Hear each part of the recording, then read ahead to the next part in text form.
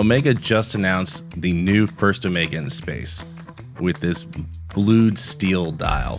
It's something that actually calls back to one of the earliest rare editions of the Speedmaster, and one of our members, Nick Prado, asking what was everyone's favorite Speedmaster of all time. I thought it might be a fun idea to talk about my personal favorite 10 Speedmasters of all time. There have been a lot of different special editions, especially throughout the 90s and early 2000s, where Omega kind of went crazy on them. They've been reined in the recent years to have a few special editions, but not just so many flooding the market. So let's go back. Let's take a look. What are the really cool editions? These are my 10 favorite in no particular order, but they do get a little bit more interesting and rare as we go on. So let's get into it.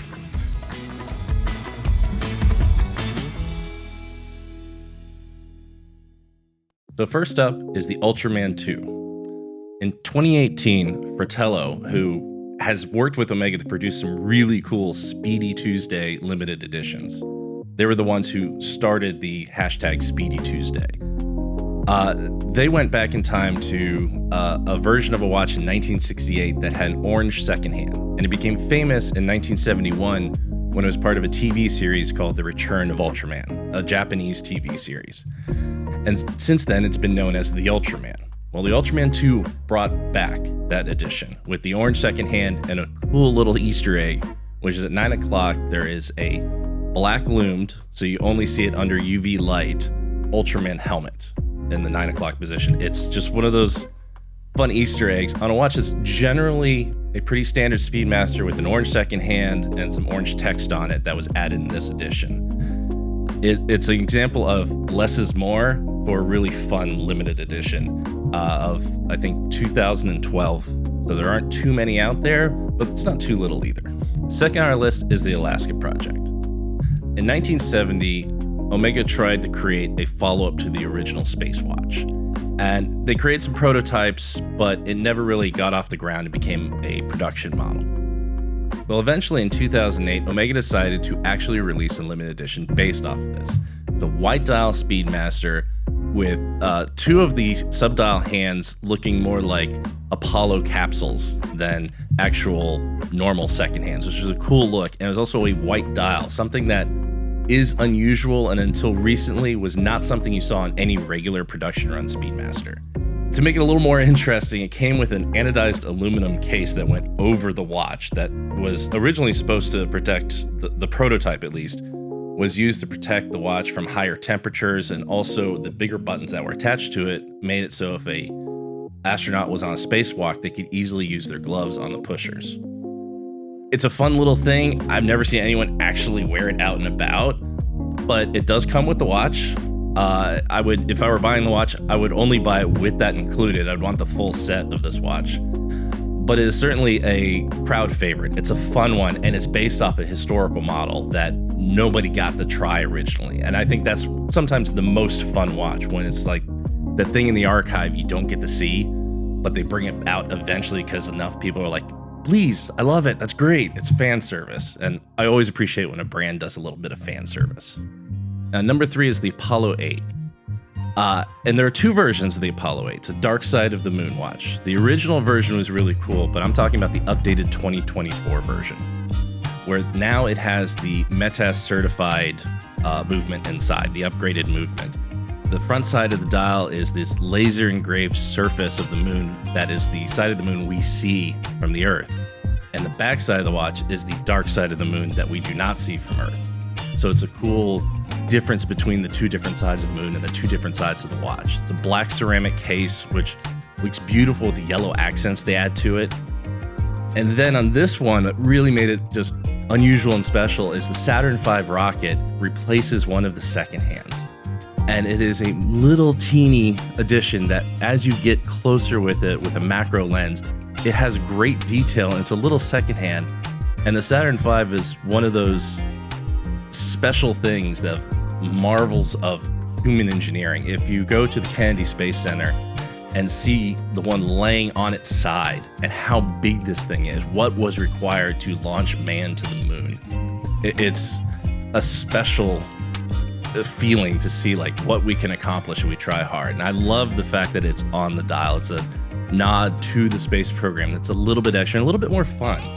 This watch is pure extra. It's fun. It's different. To have that skeletonization, the laser engraving, it's something that could not be made back in the 50s when the first watch came out, and we can make now. Like, this is somewhere we can go the extra mile to have something that looks cool and yet goes back to that original Apollo 8 mission. Was the first mission to see the backside of the moon, or the dark side of the moon.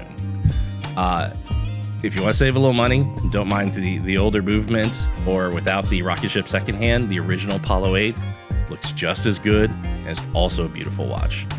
Dealer's choice on that. So the fourth on the list is a little special to me, the Mitsukoshi Speedmaster. It's the first true panda dial in a steel case. It came out in 2003 and only in the Japanese market, sold at the Mitsukoshi department store. And it's not the first panda dial, because a few years before that, in 1997, there was a golden panda only sold in Japan also. That was a gold-cased panda dial, but there's only 40 of those in existence, so it's a very rare boy. The Mitsukoshi is also rare, at only 300 made. And why it's special to me is it's a hard one to find, and when I was working at Crown & Caliber, I found two with full set. Box, papers, everything. Because so many of the dials are sold in the aftermarket, you should only buy this watch with papers attached. Or if you're able to put the serial number of the watch into Omega's system and know it's an original Mitsukoshi, because there's too many faked dials afterwards. But to have an original, we got two in and we tried to sell them, and nobody really paid attention to how rare and special these were. And eventually they sold at almost a discount. And it would make me really sad and realize, like, we need to get something, we need to talk about these things more.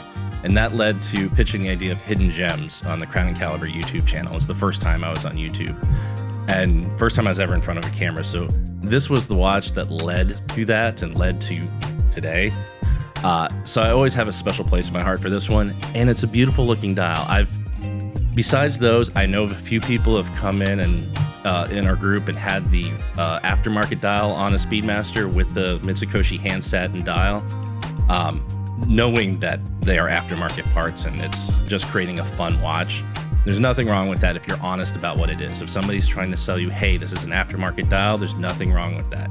But no one should misrepresent it. So if you're trying to buy an original, make sure you have papers with it, or make sure you can go to an Omega boutique or an Omega AD and verify that the number on the watch is actually a Mitsukoshi. But if you can get original, you have a 1 of 300 true panda, the first true panda steel Speedmaster, and it's absolutely beautiful in person. Number 5 is the chocolate sapphire. Produced between 2007 and 2012, it's actually a regular production model, but it never got a lot of attention. It's a regular Speedmaster sapphire sandwich, but the dial has that tropical feel to it, as they say, which is it's a little browned. For some people, that may be a turnoff for the artificial aging of it, but for me, it's the one way to get that really cool look without having to spend an insane amount of money on these vintage watches that I would have a hard time even taking out because they're so rare to go that way. And with that in mind, I like the idea of reissuing with some fake aging to it because it's a nice way to have that look without having to have that worry. And I say that because it's also the Speedmaster I own. I wanted a Speedmaster that was slightly different than the original because there's so many special editions out there, but also one that flew under the radar. It didn't stand out as just being rare. You had to get up close. You had to take a second look and realize, oh, this is different. And because it hasn't caught on, it's also one of the least expensive special editions you'll ever find. And there probably aren't a lot out there. There might be more of these special editions of certain ones than this one was actually produced because, again, it was not a very popular watch. It kind of was hidden away in the cases. In fact, I know I got mine for half the price of a typical Speedmaster. That is saying something of how under the radar they are. And yet, it's a Speedmaster. It's beautiful. It just has a little bit of brown to the dial. And I love that. It goes great on a leather strap with that. and it's probably one of my favorite watches to wear all the time. If you're looking for something that's a little bit different and flew under the radar and a little bit of that vintage feel to it, this is definitely one to look for, and definitely won't cost you as much as any other watch on the list. So now we're halfway through. This is not on my list, but our fearless leader, Giancarlo, wanted to have one of his favorite watches just mentioned as a side note, a little addition, which is the AC Milan Speedmaster Reduced.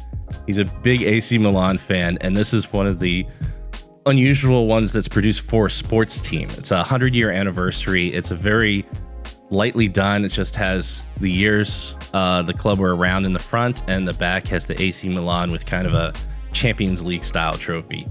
So it's a really nice watch for those who are huge AC Milan fans, and it's kind of cool that Omega made a watch for a sports team like that, because you don't see them or any major brand making an actual watch that you can buy for a sports team. So kudos to them, and there you go, GC. So in the back half, we're going to get a little into some more expensive and a little bit rarer watches. First up is the Space Station Mirror Watch.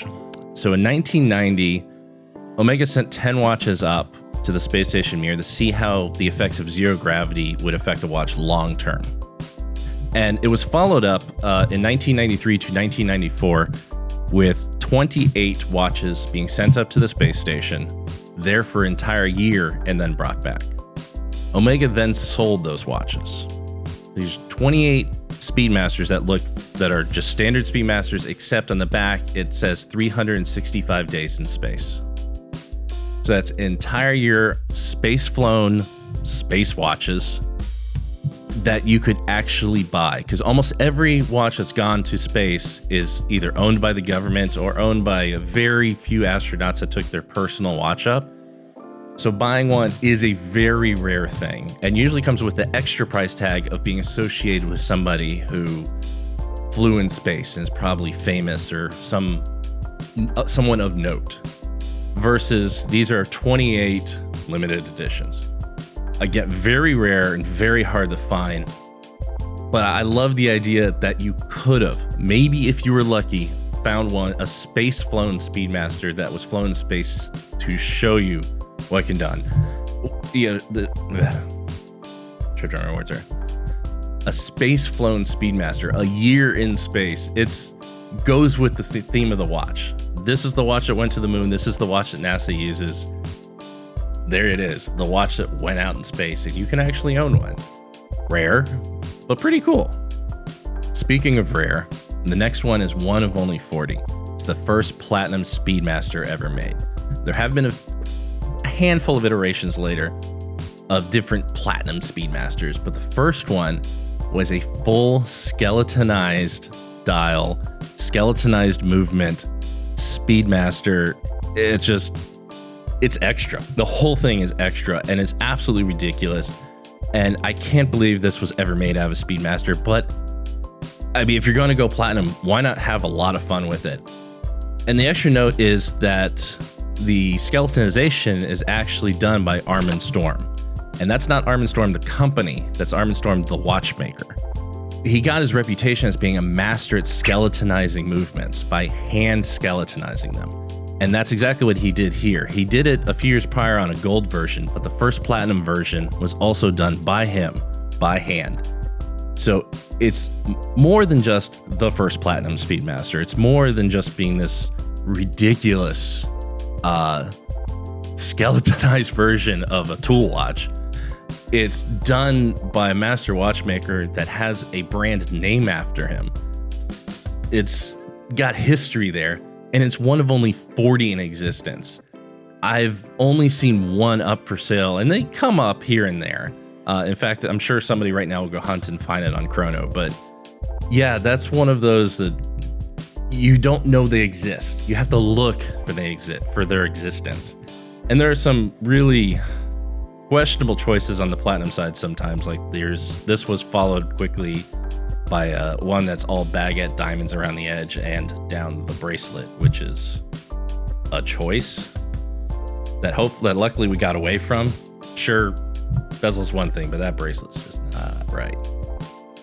But the platinum in general, it's It's pure unnecessary, and sometimes that's the most fun kind of watch. That is the least Speedmaster, but at the same time, I love it. No Speedmaster list would be complete without the Snoopies being mentioned. The 3 different Snoopy versions are all great watches, very different executions. From the very simplest badge to the white with a glowing Snoopy on it to the newest blue one. I don't think there's a wrong choice in here, but for me, it's the white Snoopy. And I think for a lot of people, that's the best one. It has to do with the lume that surrounds the markers that just looks beautiful when you try and light it up and see Snoopy glowing too. A white dial is actually a very rare thing until recently on Omega, which is glad that's become part of the original production. But white dials were generally unusual and they really stood out, and almost always something that was only made in small production or even just made as prototypes, like the Alaska project. So to me, the white dial Snoopy is my favorite, quickly followed by the original. I like that mission badge one, but take your pick on the Snoopies. I'm not going to leave them off the list. I think they're all great, but for me, it's the second generation one. And for number 9 on the list, we have the Speedmaster Tintin. And this is one where it wasn't a limited edition. It wasn't even supposed to exist in its current form. And the story behind it is almost better than the watch, but the watch also looks good. And the reason for the watch is the story. So Omega wanted to work with the writers of Tintin, the comic book. And the outer rim of the dial has that red and white pattern that comes from Professor Calculus's rocket ship in the cartoon. And there was originally supposed to be a rocket ship, an image of it at 11 o'clock on the dial, but the prototype of that was made, and apparently it's been seen but never photographed for distribution. So that'd be a nice one to find one day as a picture. But when they were working together, the creator of Tintin, or the owner of the rights of Tintin, pulled out at the last minute. And Omega was stuck with these dials, but nowhere to put them. They didn't have the collaboration anymore. So they put the dials on a regular Speedmaster, put out in 2013, and just called it a Speedmaster racing dial. No one knew the story yet. And it was one of those, it was in the corner of the booth. No one really looked at it. This was the same year that the new Aquaterra came out, and the first Met-Test certified Aquaterra, and the first Dark Side of the Moon came out. So it was very much buried in the corner. Wasn't the big news. It wasn't what was being carried on forums or talked about in publications. So it kind of sat in the case. It sat in the corner, and they kind of went through the dials they produced, and that was it. There's the guesstimate is 1 to 2,000 might have been made, but no one really knows. It's definitely just a guess. It was produced, quietly killed, and it wasn't until after some time had passed that the story behind what happened on how this watch came about, where it was supposed to be this special edition with Tintin, and then that went away and these were produced and people forgot about it, that people went back and discovered, like, this is a really cool watch. And the story makes it even cooler, because all watches is their story behind it always makes them better. So having that story makes this watch a little cooler. And I always love a watch that eventually gets its time to shine, eventually gets appreciated. And the Tintin is one of those that its time has come. It's become a very popular watch, and it's a beautiful watch.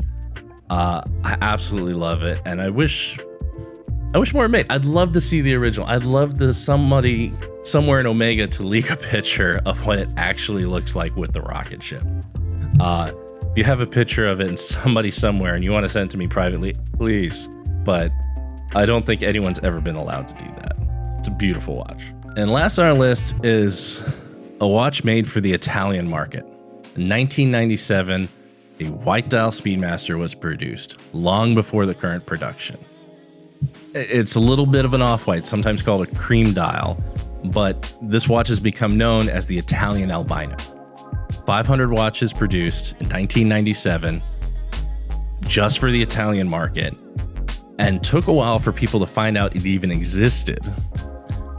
But then I think the most interesting part about it is not just it being the white dial Speedmaster. It was the first one done in a steel case. There have been some white gold cases with a white dial, but this was the first steel case with a white dial. It was also a sapphire sandwich. It had a sapphire glass in the front and back. In 1997, which is 5 years before that happened on the production model. So it's way ahead of its time on both the white dial and ahead of its time on having a sapphire sandwich case. Not until this past year have we gotten a white dial, and the sapphire sandwich came 5 years after this watch. So it's ahead of its time on 2 accounts. It's rare, it looks good, it has a great nickname, an Italian albino. It's a hard to find watch. Like I said, only 500 made, and it's one of those that a lot of people who are just getting the Speedmasters don't know it existed. But it's one of those, it deserves its time to shine. The white Speedmaster is beautiful, but we should look back to see the OG, the original white Speedmaster, or off-white Speedmaster. It's absolutely beautiful, and probably my favorite of all the limited editions, just because it's a little bit under the radar, but man, does it actually, it has some historical significance being the first and being that early sapphire sandwich. The Italian albino, it's bellissimo. So those were 10 of my favorite special edition Speedmasters. Now I left off most of the Speedy Reduce and things like that, or the Speedy 38s or the Speedy 57s, the other editions of the Moonwatch, and tried to keep it to the more traditional Speedmasters. There are more out there. What's your favorite? Which one would you want to see on this list, or which one of the list is your favorite? Let me know in the comments. Have a good one.